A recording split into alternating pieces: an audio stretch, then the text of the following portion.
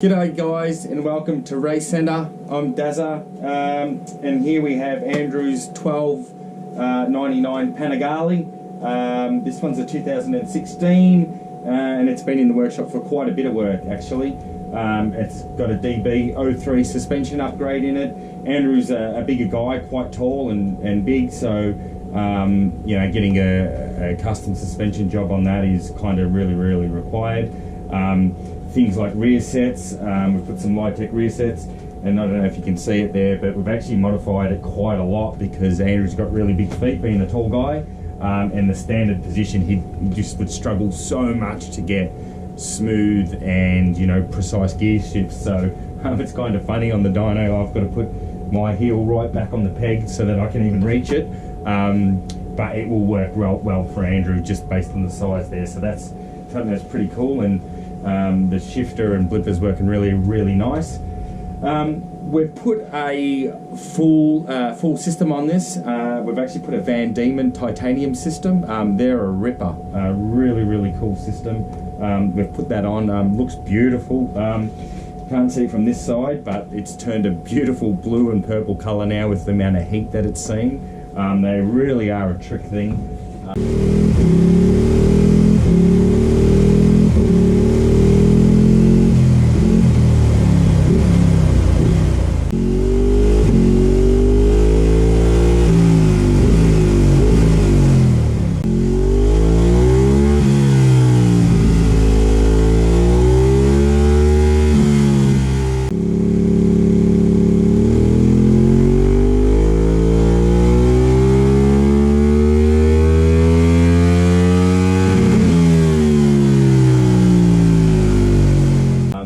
Beautiful thing. So we've installed that, and then on top of that, obviously with a full system, doing a tune on the bike.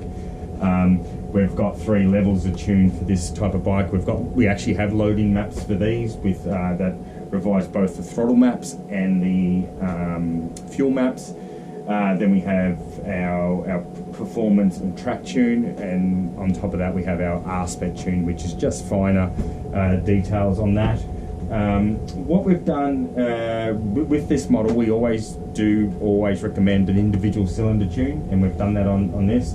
We've got an AFR wideband sensor in the rear header and also in the front header, because the fuel tune is quite a bit off with the front and rear cylinders in this particular model. So we've done an individual cylinder tune, which makes power delivery just that bit smoother, and we really recommend that. And on top of that, as I said, we've got throttle maps for these things, and honestly the throttle maps are probably where the best part of the tune is. The bike has 3 power modes. It has low, medium and high in terms of engine modes, they call them in this bike. And what we do is we load those, you know, the low goes into the wet map, medium goes into the sports map, and the high goes into the race map. And we actually smooth off the power quite a lot. There's in some areas where, you know, particularly under 30% throttle on the twist grip, we're actually taking power out of the bike so that it's a lot smoother and easier to ride.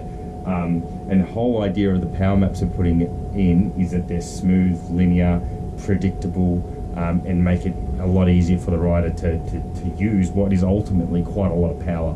So that if, you know, in standard modes they are a bit abrupt, and the throttle connection isn't as good as what it should be, really. And you know, we've built those maps over a long period of time, tapped into the twist grip, and also the throttle bodies to get what the throttles are doing, and then we correct that. On this particular model and the 1199s before them, is the throttles actually raise with RPM themselves. So for those who haven't watched some of our other videos where we've explained this, what basically happens if you were to hold the steady state of the twist grip or your throttle tube, say you were holding it at 40%, as the revs rise, the throttles start to open more by themselves. So while you may think that, you know, them restricting or the ECU restricting the power down in the lower RPM is a good thing for street riding, really the only thing that should control how much the throttles are opening is your hand. You've got power modes that we can actually change the power delivery in terms of if you're opening 40% throttle, let's say for example it's only giving you 20, so it's actually restricting it. However, that needs to be linear through the whole rev range. This situation where the throttles are opening as the rev rises can be a bit problematic, because especially if you come on a track bike like this is, you're coming out of a corner and you're starting to open the throttle and you're in the lower RPM and you're thinking, okay, I want more throttle now. But as you're opening, the revs are rising too, so the bike starts opening the throttles even more than you want. And we've got some graphs that show that. The graph representation, it is just a representation. It's not exactly like that, but what it's showing you is that if you were to use the standard throttle maps, like I said, as you're starting to open the throttle more, if at the same time the revs are rising, then the throttle's going to open faster than you want it to. So you go from a situation of actually not getting a lot, and then all of a sudden starts to deliver heaps. So people that have ridden these probably would know what I'm talking about, that you're opening up the throttle, then all of a sudden you've got this burst of power, and just in the way, sitting on the seat, you might go, oh wow, then I've got this burst of power and heaps of power. But if it delivers it like that, it's hard to predict where it's coming on, and it's then hard to ride it fast into a corner, open up the throttle and use the bike. So particularly in track bikes, race bikes, and even just sports riding on the road, the throttle needs to be a lot more predictable and smoother, and that's what the throttle maps do, is that no matter what, the only thing that's controlling how much power the bike's delivering is your hand, so that you are in full control. So we put that throttle map over the top, and it makes, honestly, like even just on the dyno here, sitting there and opening the throttle tube, it feels so much smoother and nicer. It's crazy. It's so nice. So if you haven't had that done to your bike and you have one of these, highly recommend it. And Andrew's certainly going to notice a difference from how it is now compared to how it was. And then we do the fuel tune. The fuel tune isn't affected by which power mode you're in, because the fuel tune is based on how much the actual throttle bodies are opening, and the power modes dictate the relationship between the twist grip and the throttle bodies, whereas the fuel tune is the relationship between how much fuel the injectors are firing at a given RPM with the throttle bodies. The other thing you'll see with this bike and this tune, we actually don't make much more peak power at all with these bikes. That's because they're already, once you put a full system, they're at the top of the rev range and on 100% throttle. They're already basically making as much power as they're going to. But where we have improved the bike is the throttle roll-on and all of the air-fuel ratios throughout the rev range and different throttle loads, and that's what you're going to feel. So while the dyno graph at 100% doesn't look like it's improved much, when you roll through the bike, you'll really feel a massive difference of having it tuned properly.